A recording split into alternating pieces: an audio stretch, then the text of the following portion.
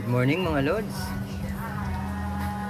Gawa tayo ng meatballs mga lods, pero gawa sa tofu. Tofu meatballs mga lods. Gawa tayo ng meatballs gawa sa tofu. Tofu meatballs mga lods. Masarap to mga lods. Kakaiba ito. Tofu ginawang meatballs mga lods. Dinurog lang yan mga lods. Hinalo sa egg. Ganoon lang kadali yan mga lods gawin. Yan. Siram nito mga lods. Tamang tama ito sa almusal ni Strong.